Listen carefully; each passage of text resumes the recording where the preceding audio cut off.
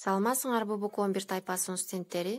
Силер менен биз бүгүн жаңы дем, жаңы күч, жакшы маанай менен математика предметин өтөбүз. Силер менен мен математика окутуучусу Калбаева Райхан Миталиповна. Бүгүнкү сабагыбыздын темасы иррационалдык теңдемелердин негизги түрлөрү жана чыгаруу методдору.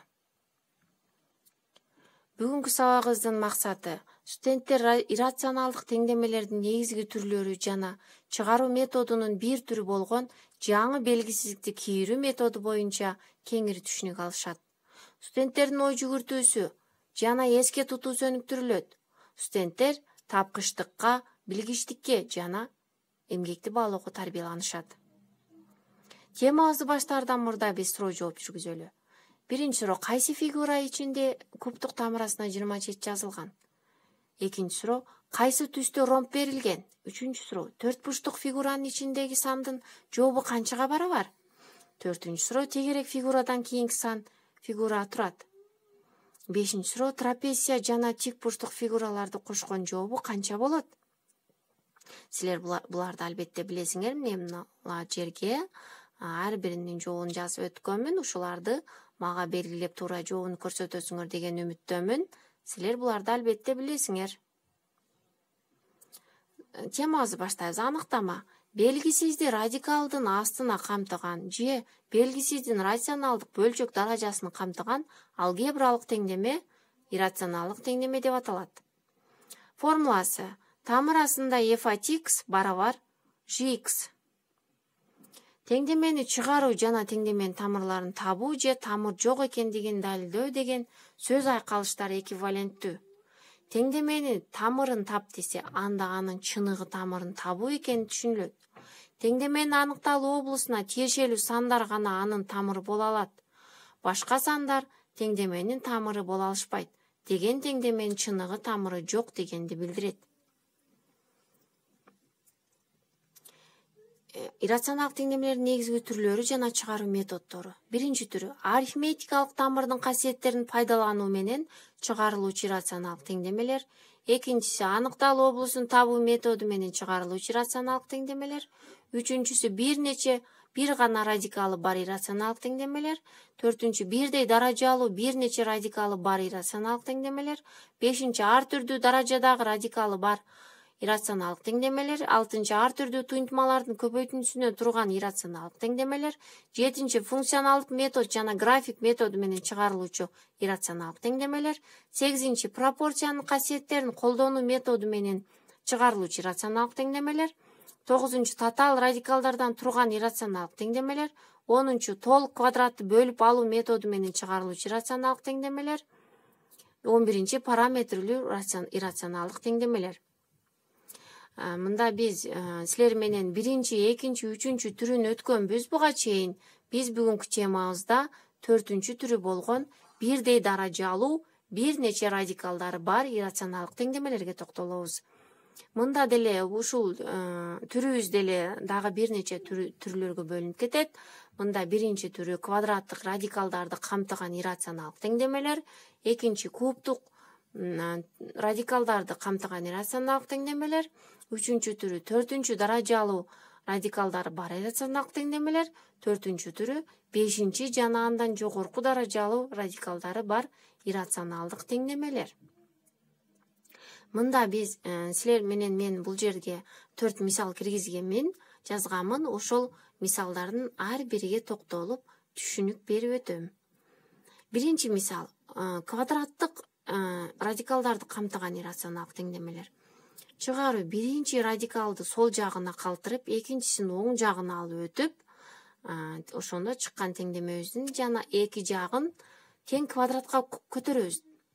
Ошондо биз бир эле радикалга ээ болобуз. Квадраттык тамырга барабар 5 болот. Ошондо мындан дагы бир жолу эки жагын тең квадратка көтөрөбүз. Мында x квадрат плюс 21 барабар 25 чыгат. Ошондо 21-ди 25 жака алып өтөбүз. Минус болуп алып өткемтилет. X квадрат барабар 4 чыгат. Мында x1 барабар минус 2, эки тамырга ээ болот. x2 барабар 2 чыгат. Ошондо теңдемебиздин жообу x1 барабар минус 2, x2 барабар плюс 2 чыгат.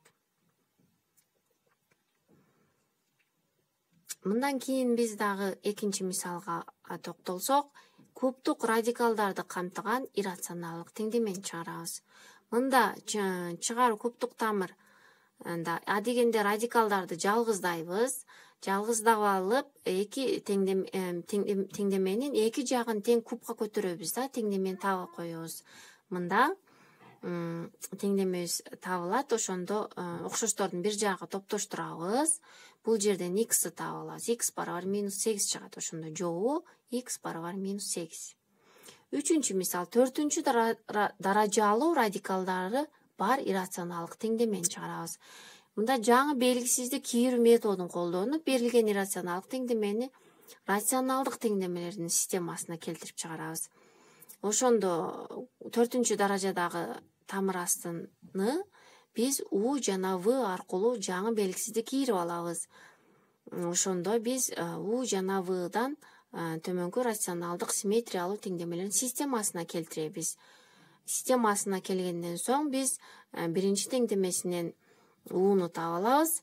Ал эми экинчисине ошо U'ну тапканыбызды коебуз. Ошондо 4-чү даражадагы теңдемеге келебиз. Бул теңдемеде биз V барабар T плюс 2 деп дагы T жаңы белгисизин кийирип чыгарууну силер 9-класста өткөнсүңөр B квадраттык теңдеме аркылуу.